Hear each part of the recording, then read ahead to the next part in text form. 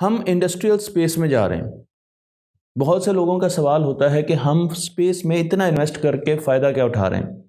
तो आज इस वीडियो में मैं आपको ये बताने जा रहा हूँ कि अगले 10 सालों में स्पेस में क्या होगा।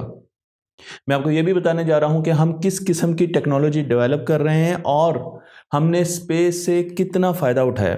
अगर हम नासा की बात करें तो जब नासा ने स्पेस में टेक्नोलॉजी डेवलप करने का सोचा तो बहुत सी टेक्नोलॉजी ऐसी थी जो कि प्राइवेट सेक्टर में इस्तेमाल हुई। मसलन मैं सिलिकॉन वैली की बात करता हूँ तो सिलिकॉन वैली ने नासा से कैमरे बनाना सीखे, हाई डेफिनेशन कैमरे बनाना सीखे।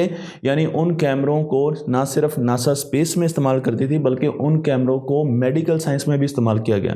आज हम मुख्तलिफ़ किस्म की इमेजिंग टेक्निक्स के बारे में जानते हैं जिसमें MRI है, PT स्कैन है, फंक्शनल स्कैन हैं। ये सारी की सारी टेक्नोलॉजी कहीं ना कहीं या तो नासा से आई है या नासा ने इन्हें इम्प्रूव करने में हमारी मदद की है। अगर हम निचले लेवल पर चले जाएं तो आज नासा की डेवलप की हुई माइक्रोस्कोप हमें सेल के अंदर बता रही है कि सेल के अंदर मज़ीद पार्ट्स हैं, बहुत सी और चीज़ें हैं जो कि हम देख नहीं पा रहे। लेकिन इससे भी आगे बढ़ते हुए मैं आपको ये बताना चाह रहा हूँ कि नासा की ही रिसर्च की बदौलत आज जो डब्बे वाला दूध है उसमें फैटी एसिड का नेचुरल प्रोडक्ट हमें मिल सका है। ये नेचुरल सोर्स आज हर वो बच्चा पी रहा है जो कि डब्बे का दूध इस्तेमाल करता है। इसलिए ज़रूरी है कि हम ये जान सकें कि नासा या बहुत सी और कमर्शियल ऑर्गेनाइजेशन जो कि स्पेस में जा रही हैं वो आगे स्पेस में क्या करने जा रहे हैं, उनके क्या प्रोग्राम हैं और हम कहाँ पर खड़े हैं। मैं आपको यहाँ पर ये बताता चलूँ कि हमारा विजन ये है कि हमने अगले 10 सालों में कम से कम मार्स तक पहुँचना है और चाँद तक पहुँचना है। हमने वहाँ पर अपनी कंस्ट्रक्शन करनी है, अपने सेटअप लगाने हैं, अपनी बेसिस बनानी है। जब हम ज़मीन के गिर्द घूम रहे हैं और फिर हम चाँद और दूसरे प्लैनेट्स की तरफ जा रहे हैं तो हमें ज़रूरी है कि कुछ ख़ास चीज़ों की ज़रूरत पड़ेगी। और वो चीज़ें ये होंगी कि हमें वहाँ पर फ्यूलिंग की ज़रूरत होगी, हमें वहाँ पे मैन्युफैक्चरिंग की ज़रूरत होगी और हमें माइक्रो ग्रेविटी में ज़िंदा रहने की ज़रूरत होगी। हम जो भी चीज़ें उन प्लैनेट्स पर या उन मून्स पर बनाएंगे वो माइक्रो ग्रेविटी में बनेंगे, वो ऐसी ग्रेविटी नहीं होगी जो कि ज़मीन पर हम इंजॉय करते हैं। स्पेस एक्स और उसके साथ दूसरी कंपनीज स्पेस में जा रही हैं। मैं आपको ये बताता चलूँ कि अगले कुछ सालों में स्पेस $300 बिलियन से ज़्यादा तजावुज़ कर जाएगी और बहुत से मिलियनर्स अभी भी इसमें इन्वेस्ट कर रहे हैं। हम चलते हैं जेफ बेजोस की तरफ, इलॉन मस्क की तरफ, जो कि इस वक्त इंटरनेट की कवरेज ज़मीन के गिर्द देने की कोशिश कर रहे हैं। वो बहुत से नए रॉकेट बना रहे हैं और उनको लॉन्च करने की कोशिश कर रहे हैं और स्पेस टूरिज्म को बढ़ाने की कोशिश कर रहे हैं। अगर आप अभी भी ये समझते हैं कि स्पेस सिर्फ गवर्नमेंट एजेंसीज आगे लेकर जा सकती हैं तो ये हमारी गलतफहमी है। अब कमर्शियल और पब्लिक सेक्टर कंपनीज स्पेस में बहुत ज़्यादा दिलचस्पी ले रही हैं। मैं आपको एक छोटी सी एग्जांपल देता हूं कि जब आईफोन आया तो आईफोन का जो बेस मॉडल था वो गवर्नमेंट फंडेड था और उसके बाद कमर्शियल कंपनी ने उसे उठाकर उस पर बहुत ज़्यादा वास्ट टेक्नोलॉजी अप्लाई और उसको घरों तक पहुंचा दिया। तो कहीं ना कहीं ये तमाम चीज़ें गवर्नमेंट फंडेड होती हैं लेकिन गवर्नमेंट इसको बहुत दूर तक नहीं लेके जा सकती। प्राइवेट सेक्टर ने इसमें आना होता है और फिर उससे वो चीज़ बहुत जल्दी पनपती फूलती है और ग्रो करती है। मैं आपको यहाँ पर एक स्पेस पोर्ट दिखा रहा हूँ। आपने एयरपोर्ट तो सुने होंगे लेकिन स्पेस पोर्ट भी दुनिया में मौजूद है जहाँ से फ्लाइट स्पेस की तरफ जाती हैं। ये स्पेस पोर्ट वर्जिन गैलेक्टिक ने बनाया और इसके ज़रिए आप तस्वीर में भी देख रहे हैं कि लोग स्पेस तक जाते हैं और लो अर्थ ऑर्बिट में पहुँच जाते हैं। टूरिज़्म के लिए इस्तेमाल किया जा रहा है। अगर आप इस स्पेस पोर्ट को देखें तो ये 2019 में बनाया गया और उसके बाद फ्लाइट्स 2020 से शुरू हो चुकी हैं। एक टिकट के लिए 250,000 USD चाहिए। तो यानी आपने स्पेस में अगर जाना है और वापस आना है तो आपको जो टिकट बाय करना है वो 250,000 अमेरिकन डॉलर के बराबर होगा। अब वर्जिन गैलेक्टिक और उसके इस किस्म के प्रोजेक्ट स्टॉक मार्केट में, US स्टॉक मार्केट में भी रजिस्टर हो चुके हैं। लेकिन इलॉन मस्क भी लोगों को स्पेस में लेकर जा रहे हैं स्पेस टूरिज्म के तहत। यहाँ पर एक बहुत बड़े बिलियनर का तज़किरा करना ज़रूरी होगा जिनका ताल्लुक तो जापान से और उनका नाम है युसाका मोज़िवा। अगर मैं सही नाम ले रहा हूँ तो युसाका मोज़िवा इनका नाम है और इन्होंने एक पूरा ट्रिप ख़रीदा है चांद तक जाने के लिए। इनके ट्रिप में तकरीबन 8 से 10 मुख्तलिफ लोग होंगे और उसके लिए इन्होंने मुख्तलिफ डिज़ाइनर्स का इंतखाब किया है, मूवी मेकर्स का किया है, राइटर्स का किया है, ऐसे आर्टिस्ट का किया है जो कि लोगों को आकर चांद की कहानियाँ सुना सकें। वो अपने अल्फाज में चांद की कहानियाँ सुना सकें, वो अपनी मूवीज़ के ज़रिए, अपनी पेंटिंग के ज़रिए चांद के बारे में लोगों को बता सकें।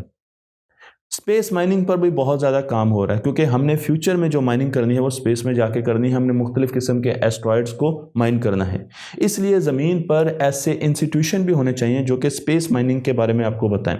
मैं आपको यहाँ पर यह भी बताता चलूँ कि फ्यूचर के जो फ्यूल्स होंगे, जो फ्यूल पम्प्स होंगे, फ्यूल स्टेशंस होंगे, वो स्पेस में तैरते फिर रहे होंगे और वहाँ पर मुख्तलिफ़ किस्म के स्पेस क्राफ्ट जाएंगे, वो फ्यूलिंग करेंगे और आगे बढ़ जाएंगे। इसलिए university of Colorado school of mines इस वक्त बच्चों को स्पेस माइनिंग पर पूरी ग्रेजुएशन करवा रहा है। डिग्री का टॉपिक ही यह है और इसी डिग्री पर फर्दर काम किया जा रहा है। तो हम बच्चों को भी आज से आने वाली जॉब्स के बारे में बता रहे हैं कि स्पेस में किस किस्म की जॉब्स होंगी, लेकिन स्पेस के लिए हमें कुछ खास किस्म की टेक्नोलॉजीज भी डेवलप करनी पड़ेंगी। स्पेस एक्स का एक प्रोजेक्ट यहाँ पर उसका तज़किरा ज़रूरी है और वो है ऑर्बिटल रिफिलिंग। आसान ज़ुबान में एक जहाज़, एक स्पेसक्राफ्ट जब फ्यूलिंग के लिए, जब उसके पास फ्यूल ख़त्म हो जाएगा, उसको ज़रूरत पड़ेगी तो वो ज़मीन के पास आ जाएगा, ज़मीन के लो अर्थ ऑर्बिट में आ जाएगा और ज़मीन से एक प्रोपेलेंट रॉकेट जाएगा और जाकर उसे फ्यूल करेगा। स्पेस में ही उसकी फ्यूलिंग होगी, ना तो उसको ज़मीन पर आना पड़ेगा और ना ही उसका कभी फ्यूल ख़त्म होगा। ये कितनी ज़बरदस्त टेक्नोलॉजी है जिसे गेम चेंजर कहा जाता है स्पेस की दुनिया में, और फिर वो स्पेसक्राफ्ट अपना रास्ता वापस ले लेगा। मैं आपको ये भी बताता चलूँ कि स्पेस एक्स फ्यूलिंग के अलावा दूसरे प्लैनेट्स पर भी जा रही है। जो पहला वेंचर है वो तो चांद है, चांद पर जा रहे हैं, लेकिन उसके साथ साथ स्पेस एक्स मार्स पर भी जा रही है। हर 2 सालों के बाद ज़मीन और मार्स बहुत करीब आ जाते हैं और ये वो वक्त होता है जब हम मार्स की तरफ ट्रैवल कर सकते हैं। स्पेस एक्स शुरू में अपना प्रोजेक्ट, जिसे वो स्टारशिप कहती है, उसके तहत अनमैन्ड व्हीकल्स मार्स तक पहुंचाएगी, मार्स तक मुख्तलिफ़ किस्म के रिसोर्सेज पहुंचाएगी और उसके साथ साथ कार्गो पहुंचाएगी और वहाँ पर रहने के लिए और वहाँ से सैंपल कलेक्शन करने के लिए बहुत से इस किस्म के प्रोजेक्ट्स पर काम करेगी। लेकिन उसके बाद फिर कुछ अरसे के बाद, हम ये समझ रहे हैं कि ये काम 2024 में होगा, उसके कुछ अरसे के बाद, उसके चंद सालों के बाद ही मैन्ड स्पेसक्राफ्ट मार्स की तरफ जाएंगे जिसमें इंसान मौजूद होंगे और वो मार्स पर लैंड करेंगे और मार्स पर कुछ अरसा रहकर वो वापस आएंगे।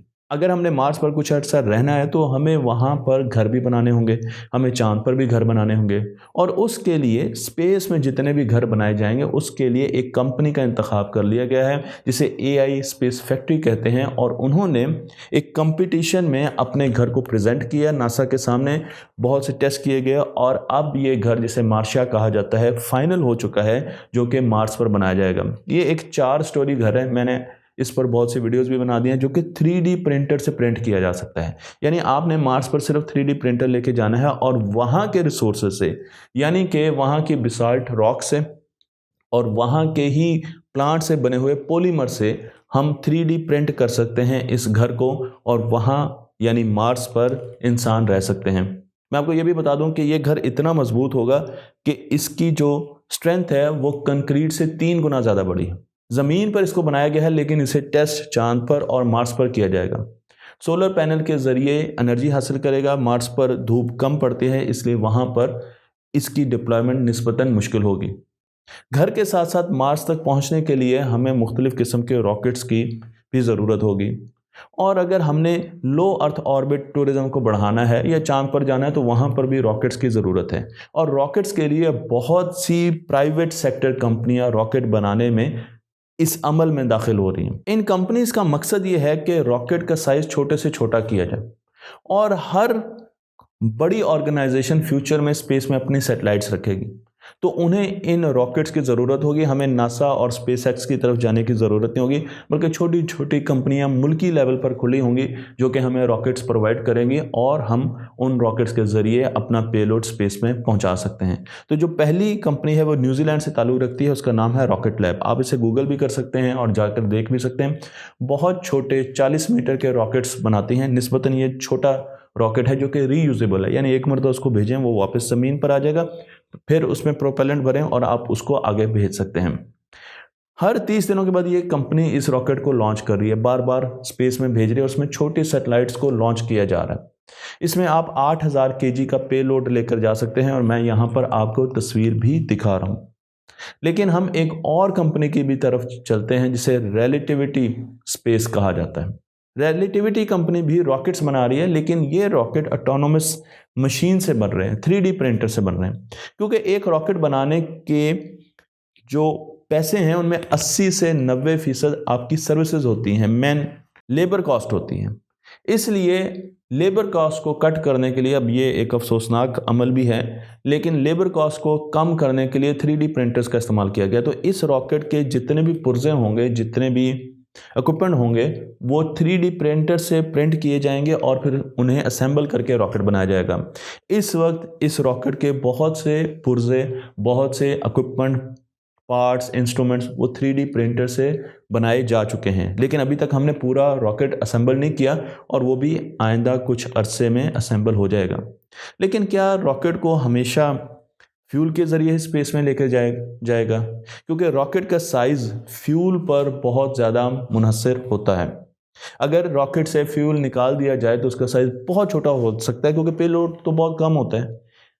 इसी कॉन्सेप्ट पे काम कर रही है स्पिन लॉन्च। स्पिन लॉन्च एक ऐसी कंपनी है जो ये कहती है कि रॉकेट में फ्यूल बहुत कम कर दिया जाए, 10% से भी कम कर दिया जाए और उसे इतने मोमेंटम के साथ थ्रो किया जाए, उसकी काइनेटिक एनर्जी इतनी बढ़ा दी जाए कि वो अपर एटमॉस्फेयर के तक पहुंच जाए और उसके बाद जो फ्यूल है वो उसे ऊपर ले जाए।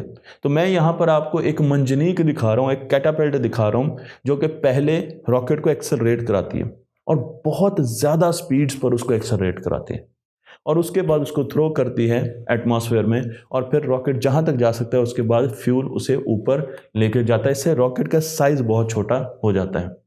लेकिन हम सिर्फ रॉकेट इंडस्ट्री की तरफ ही इंटरेस्टेड नहीं हैं, हम और भी बहुत से एक्सपेरिमेंट्स कर रहे हैं और फ्यूचर में हम माइक्रो ग्रेविटी का इस्तेमाल करने जा रहे हैं अपनी टेक्नोलॉजी के लिए। जो स्पेस में सबसे बड़ा फ़ायदा है वो ये है कि वहाँ पर ग्रेविटी नहीं है, तो ज़मीन पर जो चीज़ें हम नहीं कर सकते ग्रेविटी की वजह से वो हम स्पेस में बना सकते हैं। तो हम स्पेस की कंडीशंस का इस्तेमाल करते हुए वहाँ पर मुख्तलिफ़ किस्म की टेक्नोलॉजी इस्तेमाल कर रहे हैं। मैं आपको यहाँ पर एक और कंपनी की तरफ लेके चलता हूँ जो कि ऑर्गन, इंसानी मसनूई ऑर्गन्स बना रही है। इसका नाम है टेकशॉट और इसका काम ये है कि इसने फ्यूचर में आपके ऑर्गन्स को स्पेस में बनाना है, आपके दिल को बनाना है, फेफड़ों को बनाना है। इस वक्त तक हम ज़मीन पर मुख्तलिफ़ किस्म के हिस्से इंसान की बॉडी के, मसलन कान, नाक, वो 3D प्रिंटर से प्रिंट कर चुके हैं। लेकिन 2019 में इन्होंने पहली मरतबा, इस कंपनी ने 3D प्रिंटर को स्पेस में भेजा ताकि वहाँ पर हम मुख्तलिफ़ किस्म के टिश्यूज़ को प्रिंट कर सकें। मैं आपको यहाँ पर इनका प्रिंटर भी दिखा रहा हूँ, आप देख सकते हैं किस तरीके से ये 3D प्रिंटर आपको यहाँ पर नज़र आ रहा है। और इसका काम यह है कि इसने कॉम्प्लेक्स सर्किट्स बनाने, इसने कॉम्प्लेक्स डिज़ाइन जैसे वेस्कुलर टिश्यूज़ जो कि ग्रेविटी में बनाना बहुत मुश्किल है, उसको स्पेस में जाकर बनाना है। आपका सवाल ये होगा कि ग्रेविटी में बनाना क्यों मुश्किल है, तो मैं उसकी एग्जांपल पानी से देता हूँ। ज़मीन पर आप पानी जिस चीज़ में भी डालेंगे वो उसकी शक्ल इख्तियार कर लेगा। आप देख सकते हैं अगर इस पानी को हम किसी और कंटेनर में डालें तो ये उसकी शक्ल इख्तियार कर लेगा, लेकिन जब हम स्पेस में जाते हैं तो वहाँ पर पानी की अपनी शक्ल होती है और क्योंकि वहाँ पर ग्रेविटी नहीं है इसलिए जो स्ट्रक्चर पानी के अंदर मौजूद होते हैं, अगर आप कलर भी कर दें, जो कलर्स मौजूद होते हैं वो इंटरमिंगल, एक दूसरे को मुतासर नहीं करते। ये एक बहुत बड़ी प्रॉपर्टी है कि स्पेस में फोर्सेस बहुत कम होती हैं, इसलिए वहाँ पर कॉम्प्लेक्स स्ट्रक्चर बनाना आसान होते हैं। वहाँ पर लेयर्स बनाना, सेल्स बनाना, टिश्यूज़ बनाना, वहाँ पर स्ट्रक्चर्स बनाना बहुत आसान होते हैं क्योंकि फोर्स है नहीं और वो एक दूसरे में इंटरमिंगल नहीं हो सकते। इसलिए ये ऑर्गन स्पेस में प्रिंट किए जा रहे हैं। हम चलते हैं एक और ब्रांड की तरफ जो कि स्पेस में बनाया जा रहा है। तो ये सारी फैक्ट्रीज इस वक्त टेस्ट कर रही हैं और मुस्तकबिल में जब मैस प्रोडक्शन होगी तो आपको स्पेस में बहुत सी फैक्ट्रीज ज़मीन के गिर्द घूमती हुई नज़र आएंगी। इस केबल का जिसका जिक्र अब मैं करने जा रहा हूँ, ये फाइबर ऑप्टिक की तरह की एक केबल है जिसे ज़ी प्लान कहा जाता है। इसकी स्पीड फाइबर ऑप्टिक से ज़्यादा होगी, इसकी जो बैंडविड्थ है वो भी फाइबर ऑप्टिक से ज़्यादा होगी और इसको फाइबर ऑप्टिक के साथ रिप्लेस किया जाएगा ज़मीन पर। लेकिन ज़मीन पर बनाना इससे बहुत मुश्किल है। माइक्रो ग्रेविटी में स्पेस में बनाना आसान है और इसीलिए अब हम इसे स्पेस में बना रहे हैं और वहीं पर इसे टेस्ट कर रहे हैं ताकि उसके बाद हम ज़मीन पर लाएं, इसकी टेस्टिंग करें ज़मीन पर और फिर इसकी मैस प्रोडक्शन की तरफ जाएं। तो मुस्तकबिल की इंडस्ट्री स्पेस में लगेगी। रॉ प्रोडक्ट्स ज़मीन से स्पेस में जाएंगे। आपको ये हैरानी होगी बात सुनकर, लेकिन आज से 10 साल बाद ये काम शुरू हो जाएगा, बल्कि शायद उससे पहले ही जो पहली फैक्ट्री है वो स्पेस में जाने वाली है, जो कि मैं अभी आपको बताने जा रहा हूँ। तो रॉ प्रोडक्ट ज़मीन से जाएगा स्पेस में, वहाँ पर मैन्युफैक्चरिंग होगी और मैन्युफैक्चरिंग के बाद आपके पास जो फाइनल प्रोडक्ट है वो दोबारा ज़मीन पर आएगा। तो आपका फिर सवाल होगा कि वो कौन सी फैक्ट्री है जो कि स्पेस में लगने जा रही है। तो एक छोटी फैक्ट्री तो इस वक्त भी स्पेस में मौजूद है, जिसे इंटरनेशनल स्पेस स्टेशन कहा जाता है। इंटरनेशनल स्पेस स्टेशन में बहुत सी रिसर्च हो रही है, लेकिन उसके साथ साथ बहुत सी मैन्युफैक्चरिंग भी हो रही है। लो अर्थ ऑर्बिट का ये स्पेस स्टेशन है जो कि अपनी उम्र तकरीबन गुजार चुका है और 2028 में इसने रिटायर हो जाना है। इसके थ्रस्टर्स को बंद कर दिया जाएगा। थ्रस्टर्स के ना होने की वजह से ये आहिस्ता आहिस्ता ज़मीन के ऑर्बिट की तरफ आएगा और फिर ज़मीन की एटमॉस्फेयर में जैसे ये दाखिल होगा, फ्रिक्शन की वजह से इसको आग लग जाएगी और ज़मीन के अपर एटमॉस्फेयर में ही ये ख़त्म हो जाएगा, क्योंकि इसका साइज़ बहुत ही छोटा है। लेकिन इसको रिप्लेस करेगा एक नया स्पेस स्टेशन जिसे एक कंपनी बना रही है जिसका नाम है एक्सियम। एक्सियम स्पेस स्टेशन इस वक्त बन रहा है और कमर्शियल कंपनी इसको बना रही है। इसका मतलब ये है कि ये बहुत सस्ता बनाया जाएगा, इसकी ऑपरेटिव कॉस्ट बहुत कम होगी, इसको स्पेस में रखना ज़्यादा सस्ता होगा और उसके साथ साथ अभी तक हमें ये पता है कि ये 2025 में लॉन्च कर दिया जाएगा। तो जब ये 2025 में लॉन्च किया जाएगा तो इंटरनेशनल स्पेस स्टेशन के साथ जाकर इसको हुक किया जाएगा और इसके नए मॉड्यूल आहिस्ता आहिस्ता जुड़ते जाएंगे। तो ये इंटरनेशनल स्पेस स्टेशन जिसने 2028 में वापस आ जाना, उसके साथ हुक होकर और नए मॉड्यूल्स जुड़ते रहेंगे और जब 2028 में इंटरनेशनल स्पेस स्टेशन ने वापस आना है तो उसको खोलकर ज़मीन पर ले आ जाएगा, जहाँ पर वो जल जाएगा, ख़त्म हो जाएगा। लेकिन एक्सियम स्पेस स्टेशन अब पूरा एक स्ट्रक्चर बन चुका है जो कि स्पेस में ISS को रिप्लेस कर देगा। क्योंकि कमर्शियल कंपनी इसे डिज़ाइन कर रही है, इसलिए इसका मेन मकसद ये है कि हमने टूरिज्म की तरफ लेके जाना है। मैं आपको यहाँ पर इसकी तस्वीर भी दिखा रहा हूँ। 55 मिलियन अमेरिकी डॉलर 20 दिन के लिए इसका किराया होगा। तो अगर आपने 20 दिनों के लिए स्पेस में जाना है तो आपके पास फ़िलहाल 55 मिलियन डॉलर होने चाहिए। उसके साथ साथ इसमें R&D सेंटर बनाए जाएंगे, इस पर रिसर्च की जाएगी, एक छोटी सी यूनिवर्सिटी बनाई जाएगी जो कि रिसर्च एंड डेवलपमेंट करेगी। मुख्तलिफ़ किस्म के एक्सपेरिमेंट्स किए जाएंगे जो कि माइक्रो ग्रेविटी में करना ज़रूरी है। यहाँ पर मैन्युफैक्चरिंग भी की जाएगी और चीज़ें भी बनाई जाएंगी, बहुत छोटे स्केल पर बनाई जाएंगी, लेकिन चीज़ें बनाई जाएंगी और टेक्नोलॉजी को डेवलप किया जाएगा। क्योंकि ये एक गवर्नमेंट प्रोजेक्ट है, इसलिए गवर्नमेंट के एस्ट्रोनॉट्स और गवर्नमेंट के लोग भी यहाँ पर आएंगे और उसके साथ साथ अगर किसी को ट्रेनिंग देनी है, जिस तरह पाकिस्तान है और पाकिस्तान के पास ऐसी कोई फैसिलिटी नहीं है जहाँ पे एस्ट्रोनॉट्स को ट्रेनिंग दी जाए, तो उन्हें भी यहाँ पर लाकर ट्रेनिंग दी जा सकती है। और उसके साथ साथ जो डीप स्पेस को एक्सप्लोर करना है उसके भी मुख्तलिफ एक्सपेरिमेंट्स यहाँ पर किए जाएंगे। मैं आपको लेकर चलता हूँ अब स्पेस एक्स की तरफ, इलॉन मस्क की तरफ और उनकी कंपनी स्टारलिंक, जो कि हमें फ्यूचर का इंटरनेट देने जा रही है। ये कंपनी मुसलसल स्पेस में छोटी छोटी सैटेलाइट्स को लॉन्च करती जा रही है। इस वक्त तक इसने सैकड़ों सैटेलाइट्स लॉन्च कर दिए हैं और हर साल इसने सैकड़ों सैटेलाइट्स मज़ीद लॉन्च करनी है। ये बताया गया है कि 60 सैटेलाइट्स सिर्फ 2 हफ्तों में लॉन्च की जा रही है और अब हमें आसमान पर एक सितारों की लाइन नज़र आती है जो कि असल में सैटेलाइट्स होती हैं, हमें इंटरनेट की कवरेज दे रही हैं। तो इंटरनेट फाइबर ऑप्टिक से भी ज़्यादा स्पीड से हम तक पहुंचेगा, लेकिन उसके साथ साथ इनका काम ये भी होगा कि ये वेदर को, मौसम की प्रेडिक्शंस देंगी और उसके साथ रिमोट सेंसिंग के आलात, ज़राअत में मदद और जासूसी के लिए भी इस्तेमाल होंगी। तो अगर आप ये समझते हैं कि ये एक प्रोजेक्ट जिसका कोई फ़ायदा नहीं है, तो मैं आपको बता दूं कि इस प्रोजेक्ट पे 10 बिलियन डॉलर लगे, लेकिन जो इसके एस्टिमेट हैं वो ये है कि एक साल में ये 30 से 40 बिलियन डॉलर कमाएगा। तो इससे अंदाज़ा लगा सकते हैं कि स्पेस कितनी बड़ी टेक्नोलॉजी बनने जा रहा है। और आखिर में मैं आपको एक और कंपनी की तरफ लेके जाऊंगा। ये कंपनी द प्लैनेटरी सोसाइटी है, जिसके इस वक्त हेड बिल नायक हैं जो कि डॉक्यूमेंट्रीज भी बनाते हैं और आपने उनको टीवी पर भी देखा होगा। इनके दो मेजर प्रोजेक्ट हैं, एक लाइट सेल है और दूसरा लाइफ इन अ मेटेओराइट है। यानी अगर किसी पत्थर में ज़िंदगी ज़मीन तक पहुंच जाती है तो उसको कैसे डिटेक्ट करना है, इनका ये प्रोजेक्ट है। जबकि पहला प्रोजेक्ट लाइट सेल है जो कि एक ऐसी छोटी सैटेलाइट है, स्पेस क्राफ्ट है जो कि किसी फ्यूल के बगैर चलती है, उसे सिर्फ सोलर लाइट की ज़रूरत होती है। मैं आपको यहाँ पर बता दूं कि लाइट सेल 1 और 2 दोनों लॉन्च हो चुके हैं और लाइट सेल 2 ने 18,000 ऑर्बिट ज़मीन के गिर्द कर लिए हैं और किसी किस्म के फ्यूल की इनको ज़रूरत नहीं है। तो ये भी एक फ्यूचरिस्टिक टेक्नोलॉजी है जो कि इस्तेमाल की जा रही है। बहुत सी और कंपनियां बड़ी कंपनियों के मॉडल्स को कॉपी कर रही हैं।